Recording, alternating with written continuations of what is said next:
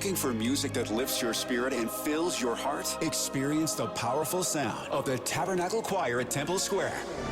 Now streaming on all your favorite music platforms. Find the Tabernacle Choir on Spotify, Apple Music, YouTube, Amazon Music, and Pandora. Let the music of the Tabernacle Choir at Temple Square inspire you today and every day. Whether you're at home, in the car, or on the go, enjoy the beauty of their world-renowned sound anytime. The Tabernacle Choir at Temple Square, streaming now.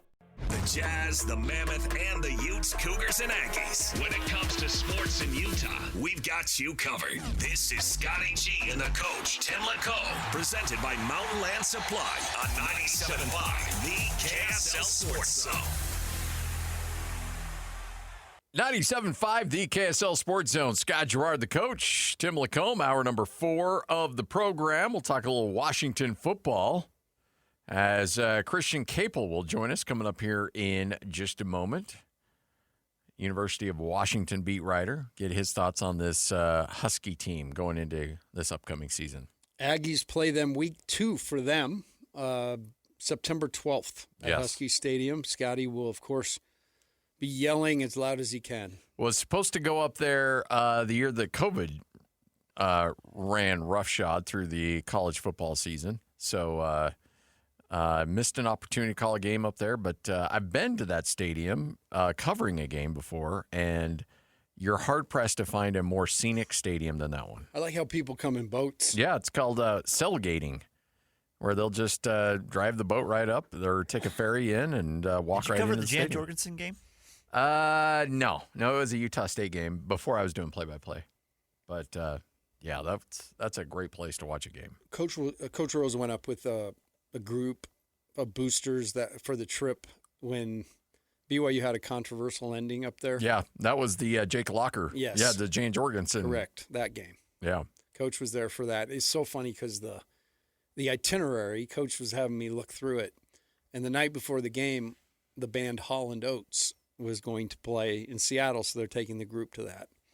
But on the itinerary, it was spelled like the high-ranking official Holland, so it said Holland Oates. That's the first name Holland, last name Oates. That's funny. Had a good chuckle. All right, joining us now, Christian Caple, writes on the University of Washington for On Montlake, kind enough to hang out with us. Christian, how you doing, man? I'm doing well. How are you guys? Always a pretty high bar there in Washington. What are the expectations on this year's team? Yeah, I think after they went 8-4 last year with 3 of those 4 losses coming to, Ohio State, Michigan, and Oregon, the probably the 3 toughest games everybody could have circled preseason. I think the expectation is for them to be even more competitive against that caliber of opponent this year. They finished the year with back-to-back games against Indiana and Oregon. They go to USC. They go to Nebraska. They host Penn State. I think that those are kind of the caliber of game that folks have circled this year to see, like, in 2024 when they played Oregon and Penn State and Indiana and Iowa, they got blown out. And last year when they played Ohio State and Michigan and those types of programs, they were kind of in it a little bit longer. And I think folks this year are expecting them to win a game or two like that. Devon Williams has generated a ton of national attention. What do you feel like he's got to do to take the next step? Yeah, I mean, it goes hand in hand with the way that the whole team performed against some of their elite opponents. If you look at his numbers in a loss to Ohio State, to Michigan, to Wisconsin, and to Oregon, he was, he looked like a different player than he did in their 8 or 9 wins, which I guess is probably true of a lot of quarterbacks around the country if you look at how they play in wins versus losses. But you definitely saw, against elite defenses and, defenses that are loaded with blue chip recruits and NFL draft picks and a lot of speed. The processing probably wasn't quite where you'd want it to be. The decision making wasn't where you'd want it to be. There were a couple turnovers in those games that proved really crucial. Just a bad fumble here, a bad interception there. And so I think they're looking for him to still be the dual threat playmaker that he was for most of the season, but to clean things up against and maybe see things a little bit better and make better decisions against some of those better defenses they play. Look, I know the dust has cleared a little bit, but are people still trying to figure out this Washington in the Big Ten kind of thing? Yeah, I'd say so. I think, Jed Fish has spent a lot of time this offseason and really since he's been there talking about the financial piece of it and just what it's going to cost from a player compensation standpoint to put together a roster that can compete and win in the Big Ten. And they've recruited at a really high level. I know Jed Fish already is kind of talking about the bill that's going to come due in December or January if they want to retain all the young guys that they're going to be relying on this year that they expect to be high-level players. I think they could end up with this new 5-to-play-5 rule. They could end up in like the single digits as far as seniors who are actually exhausting their eligibility. So, they're going to have the vast majority of their roster eligible to return. And, they kind of are looking at what that's going to cost to keep all those guys back relative to the rest of the Big Ten. And then also from a personnel standpoint and a roster construction standpoint, they knew they had to get bigger in the trenches. They knew they had to build depth there and try to build a team that physically looked like it belonged in the Big Ten for that style of play, which they feel like they're a lot closer to having this year. One piece to replace, 7 draft picks last year, and wherever Jed Fish goes, man, there's talent, it seems like. But replacing Jonah Coleman will be a task. 4th-round pick to Denver. Your thoughts on the running game and who can step up and help replace him? Yeah, that's really one of the few question marks as far as, who is going to take the first snap when the offense takes the field. Their personnel, their starting personnel is pretty set across the board other than running back and maybe one receiver spot and an offensive line spot. And, I think the coaching staff is very excited about and thinks very highly of Quade Carr, who's a second-year player from Servite High School in Anaheim. He was great in high school. He was a Trinity League MVP, I believe, who just kind of went under the radar in recruiting and was committed to San Diego State for a good while in the 2025 class before he flipped to Washington before signing day. And he's kind of got the speed and the quickness and the vision that they like there. They did, not just losing Jonah Coleman, but losing Adam Mohammed in the transfer portal to Cal. From the time he stepped on campus as a freshman in 2024, he kind of seemed like the heir apparent to Jonah Coleman after a couple of years, but he transferred. And so they went out and got Jaden Lamar, transfer from Oregon in the transfer portal, who's from around here, around the Seattle area originally. And folks here remember him as a 4-star recruit and everything coming out of Lake Stevens High School. And so I think they're going to rely on him for some of those, and third downs and pass protection and some of those things that you would look more to a veteran for as far as in the running game. Jed Fish and play calling, I know, has always been kind of an issue. Where does that stand? Is he still the primary play caller going into the season? He is, yeah. So I think he'll do that as long as he's coaching, frankly. I don't think that's a responsibility that he ever wants to give up. They've retooled their offensive staff a little bit, whereas he'd had Jimmy Doherty on his staff for a while. He had the offensive coordinator title, but of course Jed Fish has always been the play caller, and he coached the quarterbacks. He is out. They hired Matt Cavanaugh, a longtime NFL offensive coordinator, and former All-American himself as a quarterback at Pitt, to kind of be an offensive assistant as far as helping with game planning and situational stuff, and just sort of giving Jed Fish a different set of eyes, kind of, who hasn't coached with him and doesn't come from his system necessarily, and just, sort of a fresh perspective on certain things offensively. And he'll, I imagine, would also work a little bit with Damon Williams. J.P. Lossman was promoted to coach the quarterbacks, so they actually don't have a coach on staff with an offensive coordinator title this year. Washington, in my mind, returns one of the better defensive cores in the conference too. Guys that can run and get after the quarterback, a secondary that can hold things down. Feel like this can be kind of the differentiator, the defense. You talked about the offensive explosiveness, but could this be the piece that vaults them into a possible championship game in terms of the league? Yeah, I think their defense was pretty solid last year, and I think there's every expectation that they'll be a little bit better this season. They've turned over almost the entire interior D-line room, but I think they feel better about the talent there overall. Those guys look pretty good in the spring.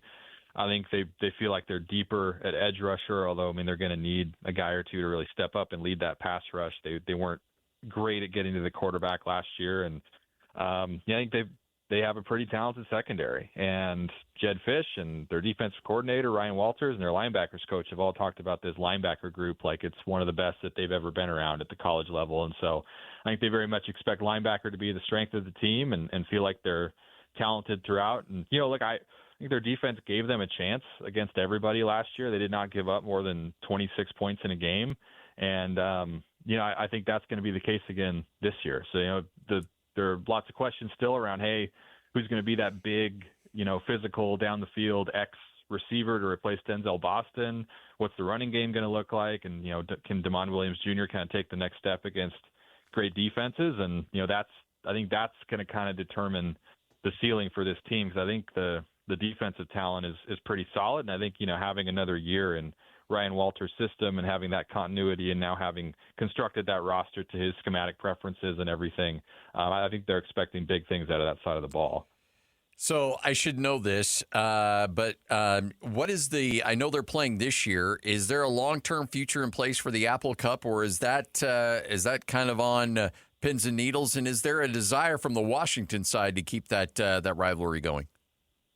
Yeah, it's up in the air. I mean, they signed a 5-year agreement beginning in 2024, so that goes through 2028. So there's at least 2 more coming after this year, both on campus. So Pullman in 2026 and Seattle in 2028.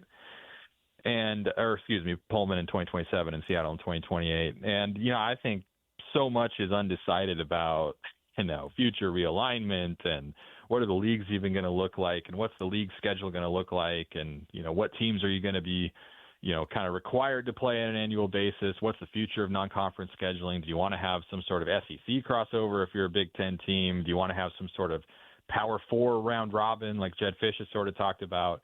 I think there's too many variables for them to really know with any certainty right now. I think the higher up in the university and in the state you go, I think you have more willingness to kind of keep it going just as sort of a showcase for the state. And, hey, who wouldn't want Washington and Washington State to play each other every year, just, in a general sense. But, we'll kind of see what it looks like in the Pac-12 for Washington State and what makes sense for them too, right? I mean, if this is a program that's feels like it can be at the top of that league and compete for that league's championship, and feels like, having a more manageable schedule in the non-conference gives them a better chance to maybe go undefeated and get into the playoff. And that's another factor, right? Is it going to expand to 24 teams or more than 12 at some point? And what's that going to look like for a league like the Pac-12? So I think so many things are still up in the air. It's pretty hard to forecast it out beyond the current through 2028. Who's a name up there, a part of the team that, we haven't heard a ton about that we will? Somebody you feel like will make an impact that isn't necessarily somebody that's on anybody's radar. Yeah, I mentioned him, but I would say Quade Carr at running back. Okay. I think the way that the coaching staff has talked about him, and also he was really of the main competitors for that job, and I guess for some share of reps there. He was the only guy who was healthy all spring. So he took a lot of the number 1 reps throughout the spring. And, Jaden Lamar is a veteran. He was recovering from an off-season surgery. He'll be back healthy. That's not really who spring practice is for anyway, right? But they brought in another veteran transfer, Trey Cooley, who I'm sure will get his opportunity there too. But I just in terms of Quade Carr is a guy that this staff recruited. They identified him. They liked what they saw from him in practices last year. I think would have liked to have gotten him going a little bit more late in the season, but he had a sprained ankle that sort of held him back. But he was healthy all spring. They loved what he did in the spring. I would not be surprised if he's their starter this year. And, I think they kind of see him as the guy, at least for 2026, who's probably got the highest ceiling. So I know you touched on it a little earlier, but, if your wife comes home and says she's going to leave you, and then another day later she goes, I changed my mind. We're good, and I'm just going to hang out with you and the kids, and everything's going to be fine. There's still going to be a certain level of awkwardness in the house for a while. How has things been with Damon Williams since I'm going to leave? No, I'm coming back. Is that just water under the bridge, or is there still some lingering feelings there? I think internally it's water under the bridge. College football is a pro sport now. Yeah. For better or worse, it's just the way it is. You took a poll of all the guys in that locker room. I would imagine most have agents, and most probably made their decision coming out of high school based on financial numbers that were put in front of them. Might not have been the most important thing for every guy, but it's at least a consideration. And, I think it's pretty well documented by now that the opportunity he was considering leaving for was going to pay him, a couple million more dollars. And I think that guys that age are going to understand more than anybody. They're like, well, geez, if you put that much more money in front of me, I don't know what I would do either, right? So I think if you're in that building, you understand it's a business, and these things happen. And I think, the way that Jed Fish has kind of talked about it is, hey, lots of schools lost their quarterback and are starting over, and, just focus on the fact that we didn't, right? So I think it's and understandably so, a tougher thing for fans to get past, right? So I think his performance early in the season is going to go a long way toward, how people sort of look at that. But, they had a spring game. They had fans out there. I don't know that I heard anybody booing him at the spring game. So it all kind of just comes down to, do you win? Do you play well? And that tends to dictate how these things go. Looking at the schedule, what are your thoughts on it? It looks like, a rivalry game right out of the gate, and Bronco Mendenhall is always a little sneaky, so those will be interesting games, but your just general thoughts about the schedule and how it lays out. Yeah, it was real top heavy and bottom heavy for them in the Big Ten last year. So you mentioned Ohio State and Oregon and Michigan, but they also played, I think, 4 of the 5 Big Ten teams that didn't get bowl eligible. And you didn't really have that middle, right? Every game was either an opponent you knew was going to be really tough, who you're probably going to be an underdog against, or a team that you should definitely beat. This year, the middle portion of the schedule, the could go either way portion of the schedule, is a lot bigger. They go to USC on October 3rd. They're probably going to be underdogs there, but that's still going to be seen as a winnable game, or at least a game that they're going to have to win to stay in CFP contention through November. They host Iowa 6 days later, right? That's another tough game, but a game that you definitely would think they'd have a chance to win at home. They go to Nebraska, a very winnable game, but also not the easiest place to play on Halloween also, for whatever that's worth. And they host, a Penn State team that I think is a little bit in wait and see, first year under Matt Campbell and new roster and everything. But it's still Penn State. And so that's a game that I'm sure Penn State will have an expectation to win, and Washington will have an expectation to win. So that sort of middle portion of the schedule is a lot bigger this year. Is the top third as tough as it was a year ago? Closing with the defending national champion and Oregon, a team that I think a lot of people are probably going to pick to be national champion or compete for it this year. That's really tough. You look at the first 10 games they play, and there's not a single one that you circle and go, oh, well, there's just no way they can win that game. But there are a bunch that they could certainly lose as well. So hosting a show here in Salt Lake City when Utah got into the Pac-12, I guess we're looking at about 15 years ago, we got introduced to the teams around the Pac-12, and you know them and you watch them, but then when you actually cover them, you start to learn some things about them. And, the joke was always, USC, the University of Spoiled Children. But then there was a lot of people that we talked to said, hey, be careful about Washington fans, because USC fans may get the bad rap, but it's Washington fans that can be a little bit overzealous in their expectations for their team year in and year out. Is that a fair assessment, that sometimes the eyes get a little bigger than the stomach in terms of fans in Washington and what they expect out of their team every year? Maybe a little bit. I think that the Don James era definitely instilled a different standard that the program has not often lived up to in the now, 30 plus years since.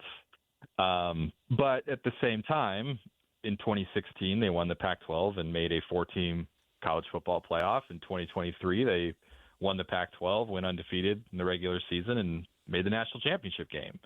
So the highs have been high enough that I think folks do have a certain expectation. And, you can go back and look at for a period of 30 years there from the 80s through the early 2000s or whatever, average AP ranking and winning percentage and stuff. And, they were high enough and among sort of not the very upper class of college football, but enough that I think it instilled a reasonable expectation that they should win at a pretty decent clip. And so, I think it's a little bit of a recalibration going to the Big Ten, and, finishing fifth in the Pac-12 was never going to be seen as a good year, right? But if you finish fifth in this Big Ten, you probably had a pretty good season. Mm-hmm. The same idea that a lot of people are going to have to get used to if there ever is a super league, right? I mean, if you ever make a league of 24 or 32 of all the top brands in college football, somebody's going to have to go 4-8,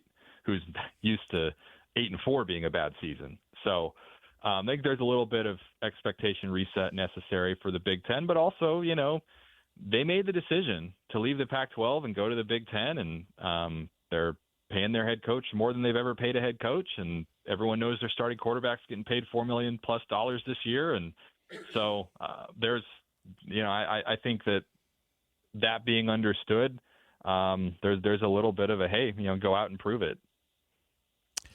So Utah State, I do the play-by-play for Utah State. They'll be up there early September. I'll hit you up for some. Look, it's Seattle. You can't go wrong with any restaurants up there, I'm sure. But trying to find a good solid list, I'll probably pick your brain a bit. Okay. Hey, I'm all for it. I live in Tacoma, so I might tell you to get in the car and head south a few miles. Well, I guess you could find somewhere to eat in Seattle. That's the thing. I just don't want to get too touristy. You want to find the places that nobody really talks about that much. So there you go. Hey, well, we appreciate it. Thanks for your time. Looking forward to seeing you up there in September, and we'll talk again here very soon. All right, thank you guys. I appreciate it. Good stuff. Christian Caple, right here on 97.5, the KSL Sports Zone, covers the University of Washington on Montlake. All right. Fired up. I love that stadium. I love the Pacific Northwest. Love Seattle. Just hit up a teppanyaki. Be good. Well, I was just going to say, hey, don't make a big production. He doesn't eat anyway. That's... could I get a napkin and a toothpick and perhaps a bean? Barbecue. Try some barbecue. What the Seattle barbecue scene I'm sure there's a great Seattle barbecue. Yeah, I'm sure. I bet there's an Irishman that came over here and decided to throw one up in Tacoma. Give it a rip. Yeah, let's go for that. Let's see how that is. No, I think that's a team that has a chance to be pretty good. Yep. Yeah, they look really good. I mean, the schedule's tough though, because Washington State. That's regardless of the situation, that's that weird game. And then I just wouldn't want Bronco Mendenhall early in a year. I just he's gonna, not that Utah State will go up there and beat them, but they go play teams really hard. They have a plan. They're focused. They make you feel it, and if you do beat them, you earn it. Well, the other thing, too, from Utah State's perspective, it's a rough schedule in terms of the fact that you've got Washington and Utah back-to-back. And, Physical city. That did not that does not bode well for your long-term health prognosis going into Pac-12 play. That is the biggest concern. Obviously, you want to win games, but yeah, he talked about it earlier. I mean, it's going to be the teams that can stay healthy, that can weather the storm. The quarterback doesn't get knocked out. Their running back is able to get back up after he's hit. That stuff is so big. And we all talk about it as if it doesn't happen. I mean, it happens all the time. So depth is a thing. I've seen it multiple times. There was a year that Utah State was pretty good. Jordan Love's last year at Utah State. They went to LSU in early October, and that was the Joe Burrow National Championship LSU team. It was crazy hot that day. Even the locals were complaining about how hot it was for an October game, and Utah State just got wrecked physically in that game. The game actually was, I've seen some crazy blowouts. It wasn't a terrible blowout, but just physicality standpoint took a toll. And they were never the same again after that. Those are the games you worry about setting you back for the entire season. And Sure, I know it's a day and age where you need the paycheck and you need the money and the revenue and everything that comes along with it. But, boy, you just got to make sure that you can keep your team together in some way, shape, or form. Is Hillstead looking to be the guy? Hillstead has been named the starter going into fall, and so I would be shocked if he is not your day one starter. And look, I love McKay. I think he is a phenomenal athlete. He will leave everything out on the field, but at the end of the day, he's still 5'10", and you worry about him and his health and his durability, especially with what the schedule looks like the early part of the season. Yeah, when he's protected, when he's got time. Yeah. But that's the big issue is a lot of things. That's what I love about football. Everybody's got a job to do, and you watch it, and if somebody gets beat, then somebody's got to get into plan B and come across and block them. I mean, talk about communicating on the radio and knowing who's on what page. Football is the king of that because you have to do it in such split-second decisions. All right, 1:30 coming up next. We'll spin the wheel. Sports Roulette straight ahead right here on The Zone.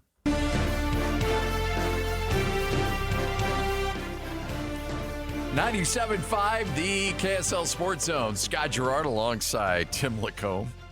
Stephen A. Smith's making an appearance on General Hospital. Wow. Okay. I think he's made a couple. Tank top. Looks like he's hat backwards, going to shoot a little ball. Yeah. He and Ryan Clark must work out together. They both long workouts. Maybe. Did you just see that backwards shot? Yeah, I just saw it. Oh, I wonder how many takes that took.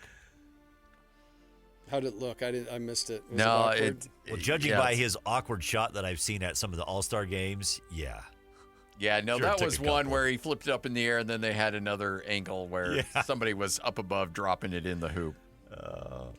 I Barely made a layup. Can like you? the Teen Wolf stuff. Are you and I going to be able to transition this into into I don't know, Real Housewives of Salt Lake or something like that? Like, are we going to make an appearance or something? Like, we got.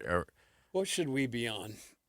I think I'm probably could be on that cooking show with that guy. I don't know. There's a cooking show on KSL. Just walk into the kitchen. We should just walk downstairs and just show up on that thing every now and then. Like During football season, I feel like it needs to happen. Well, yeah. I mean, why not? We've had guests come early on the stream. Just look around. We could go down there and do it. I mean, we could have them come up if they want to hang out with us. We go down there. And I'm not talking about like Nate bringing the camera to the kitchen, your guys' kitchen, and seeing what you got. No, get you guys down in that kitchen. Look, I freaking made a ton of barbecue. I think I can show up in the old KSL kitchen downstairs and whip up a few things. We could do some damage down I'll there. just be your sous chef. Yeah. Well, come on. Let's Oh, make you're this more happen. than a sous chef. No, yeah, Yeah. absolutely. Come on. Seriously, like outside of a beehive mill, you could do some damage I in the can't. kitchen. I really can't, fellas. I'm just being honest with you. It's canned soup, pasta. Stop it. No, I'm serious. soup, I don't soup, have soup. any. You don't want me anywhere near any. But I can. Hey, Scotty, give me a list of ingredients, and I'll get them to the nines. Okay, so you'll make the run, the grocery store run. Absolutely. And then if you need me to mix stuff, you call for a half pound of this. I'll. How did it go again? It's our Iron Chef over here, man. Who needs sound effects when you got Tim? All right, let's get to it. Lloyd, fire up that wheel.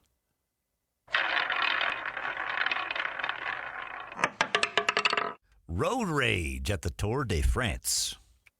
Brandon McNulty, thank God, he's unhurt, but had a little pre time trial, got in a little confrontation on his way to the line by just a anonymous person, nothing to do with the race, but basically confronted and caused the McNulty to collide with the vehicle. Remember, the guy's out there running the biggest bike race in the world. Is this, did you say Nick McNulty? No, it's his brother Brandon. Okay. Nick, of course, the famous chef. Yes. No, I have nothing. I don't know who Nick is. He's just messing with me. No, come on, Nick Nolte. Come on. Right. Nick I know Nolte. Nick Nolte, but Okay, Mick McNulty. Mick My Nolte. bad. Nick I McNulty, reached way too far. I'm that sorry. was the neighbor across from DJ where he grew up. So this is classic Lloyd here.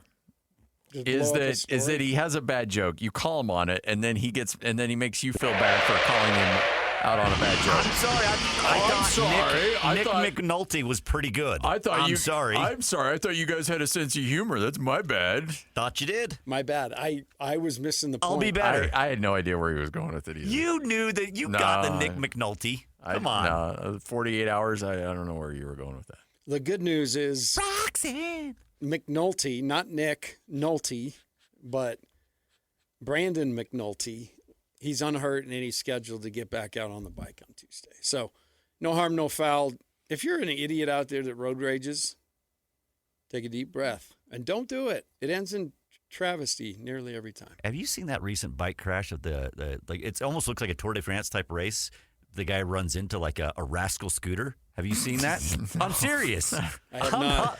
I'm gonna find it, and somebody accidentally went a little bit too far out into the road and bike right Like into a the jazzy rascal. scooter? Yes, like a jazzy scooter. Like driving around Costco thing. Okay. Do you ever get one of those? No, I'm Which one feeling you- like it you now should though with that. with my leg. Gotta go to the doctor after the show. I think he's got some old sports injuries. Got my old Shins. I think it's just shin splint. I don't know. Yeah, you Yeah, probably that doesn't sound. That doesn't feel or sound like shin No, splints. I've never had a shin splint feel like a rubber band. It's about to pop. So get to the It's doctor. never a good sign when you go to work and you're like, and you tell your coworker like, "Hey, can you feel this injury? Come over here and put your hand on this thing and see if this feels as weird as And it." it's on the bone, and it feels like a frayed rubber band is about to snap. It just it's like you feel it pull It's on back. my shin, Yes, and it's on your shin. and I'm moving my toe back and forth, and it feels like something's about ready to pop, like it needs a little WD-40 in there or something. The only guy I've ever known that had that was Nick McNulty. Yeah, and we saw how that turned out for him. Not well. All right, spin it, Lloyd.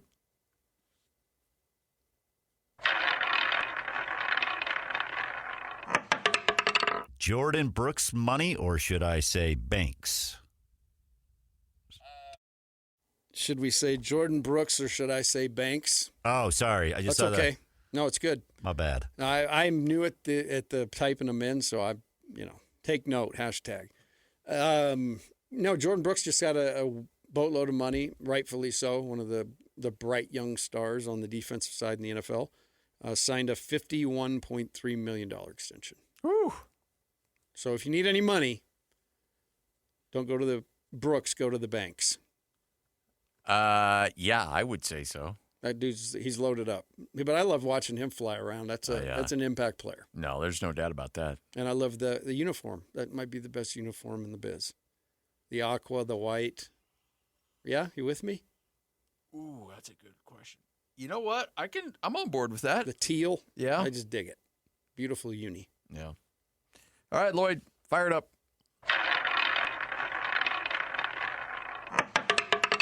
Ain't that hard. Scotty, you like to golf. Lloyd, do you like to golf too? We all enjoy a good round of golf. Yeah, I do. Absolutely. Ryan Fox, he broke through, won the British, but he's going to become the face of something else that I think golf needs in a bad new way. trend. Yes, I agree. The guys that stand back there with their freaking T-square, trying to figure out the lay of the land. Hit the ball, and Ryan Fox has become the new face of playing quick. Just play fast. Who cares? Do you have the time on how quick he putted from when Sam Burns' ball went in the cup? Wasn't it like 6 seconds? No, total from when it hit that ball. No, it wasn't that fast, but it was pretty quick. 22. 22 seconds. Okay. When he approached, I know he just stepped over. It was 22 seconds. As soon as Sam Burns' ball went in the cup, the clock started. He went and grabbed it, pulled it out, and he was lining up and ready to go. 22 seconds. That's unheard of. And it was a 12-foot putt too, right? I mean, this wasn't like a gimme. And the fact is, he's like, no, I'm ready to go. And he said earlier, it was like, it's not that hard. I don't know why we're overthinking it. Just line up and let it rip. He was on McAfee today. He said, my routine is quick. Everything in my head works fast. I see the shot, make the decision fast. And then my routine is fast. I'm glad I kept the same thing with a chance to win a major. It would have been really easy to get out of that routine, but that's what I've done my whole career. Don't overthink it. How many times do you take a practice swing, and then you take another one, and then like, oh, that was it right there. But then you take another practice swing, and it's off. So you try to recapture that magic on that second one, and then before you know it, you got people yelling at you behind you because you're too scared to swing because you can't. It doesn't feel right anymore. I don't get anything out of a practice swing. I feel like, I do it because everybody else does it. You know what? I think you're right, actually. I just step up and whack the dang ball. Here's the amazing golf ball whacker guy. He plays faster than anyone. Grip it and rip it, baby. All right. But I play horrible golf, so I've never shot 74. You know what? Here's the thing. I don't think that's true. You and I have not played golf yet, but I have a sneaking suspicion. I feel like you're setting something up. I think our dude's a ringer here. I'm not. Yeah. All right. I'm capable of hitting a good shot every now and again, far from a ringer. I bet you've shot a 79 before. I have. Okay. Yeah, all right. See, that's all we need to know. That was 20 years ago. Yeah, that's all I needed to know. Okay. Yeah. It's in you, though. All right. One more, Lloyd. Spin it.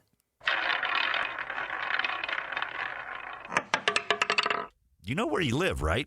So, Wyoming football coach Jay Sawvell had some comments at the Mountain West Conference Media Days. Of course, those going on earlier in the week, and a lot of people bringing up the new Pac-12, the teams that have left, because this is the first year where there is a good number of those Mountain West teams that are no longer there. So he said that it's a better feel around the Mountain West Conference Media Days this year as opposed to last year. He said, quote, a year ago, there was just this cloud, right? We come to these media days, and it was like, okay, there's those guys, and then there's these guys. Now we don't have those guys. They're out, and they can do whatever they want now. They can go join a team in Pullman, Washington. I mean, have you ever been to Pullman? Like, what's there? What's going on there in Pullman? Nothing. Okay, it's one thing if you say that if you're the head coach of San Diego State. It's the one thing if you say that you're the head coach at Colorado State. Fort Collins is right down the road from Denver. You could even say that if you're the head coach at Nevada. I mean, Reno, there's plenty of stuff. It may not be great stuff, but at least there's stuff going on. You can't make fun of Pullman, Washington if you're the head coach of Wyoming in Laramie, Wyoming. It just feels like there's a bit of hypocrisy there. Oh, big time. I've been to both, and I would say the only difference is altitude. Yeah, and Pullman's cleaner. Like, Laramie feels like it's like, meh.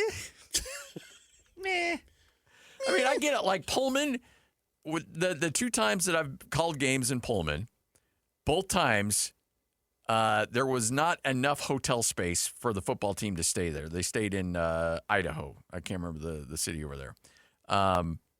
It wasn't Moscow. It was somewhere else. But anyway, like, there wasn't enough hotel space to host the team there. So, yes, Pullman, very small town. Not a lot going on. He's not wrong, but you can't really say that when you're coaching in Laramie. Like, it's like, come on. You're not the entertainment capital of the world there in Laramie. Yeah, I mean, now playing Laramie, David Lee Roth. That would be a place that David might make a stop. And Dave, if you're listening today, I apologize. I loved you when you were young, but he might be. He's here. I know he is. Time to take the leather off, baby. I mean, literally, don't wear leather anymore. You're at that age. You just can't be doing Panama! Yeah, like that. I feel bad. For the dude.